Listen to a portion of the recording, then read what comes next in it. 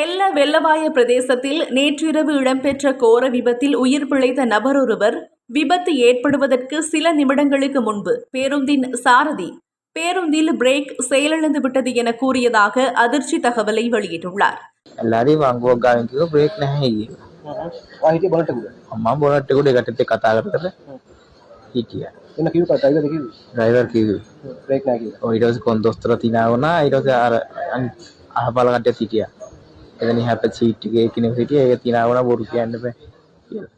காயமடைந்த அந்த நபர் தான் சாரதி மற்றும் நடத்துனரோடு பேசிக் கொண்டிருந்ததாகவும் அப்போது சாரதி ஒரு வளைவில் திரும்பும் போது பஸ்ஸின் பிரேக் செயலிழந்து விட்டது என தெரிவித்ததாகவும் கூறியுள்ளார்.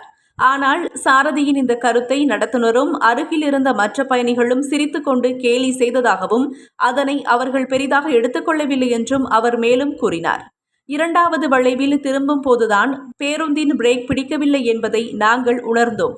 அதன் பின்னர் பஸ் எதிர்த்திசையில் வந்த வாகனத்தோடு மோதி 1000 அடி பள்ளத்தில் கவிழ்ந்தது. நான் சுமார் 1 மணி நேரம் சுயநினைவின்றி இருந்தேன். ஒரு சிறு பிள்ளை அழுவதை கேட்டு கண் விழித்தேன். என்னால் நகர முடியவில்லை. பின்னர் மீட்பு படையினர் வந்து எங்களை மீட்டனர் என அவர் தெரிவித்தார். பதுளை வைத்தியசாலையில் சிகிச்சை பெற்று வரும் குறித்த நபர் இது தொடர்பில் ஊடகங்களிடம் மேலும் தெரிவிக்கையில், நாம் தங்காலையிலிருந்து வந்தோம். அதிகாலை 3 மணிக்கு நுவரெலியாவுக்கு சுற்றுலா செல்ல இருந்தோம். எனது அம்மா தொழில் புரியும் அலுவலகத்தின் ஊடாக இந்த சுற்றுலா ஏற்பாடு செய்யப்பட்டிருந்தது என குறிப்பிட்டுள்ளார். ஏதோ ஒரு ஜன்னல் ஊடாக நான் வெளியில் வீசப்பட்டேன். ஆனால் அது முன்னால் இருந்த ஜன்னலா அல்லது பின்னால் இருந்த ஜன்னலா என்பது நினைவில்லை. ஜன்னல் வழியாக வீசப்பட்டு மரம் ஒன்றில் சிக்கி கீழே விழுந்தேன். பேருந்து பிரண்டு துண்டு துண்டாக கீழே விழுந்தது என அவர் குறிப்பிட்டுள்ளார்.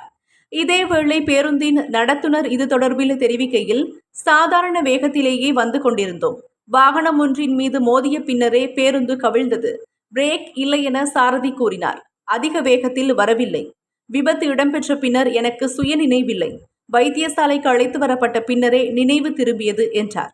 இந்த நிலையில் விபத்து குறித்த மேலதிக விசாரணைகளை போலீசார் முன்னெடுத்து வருகின்றனர்.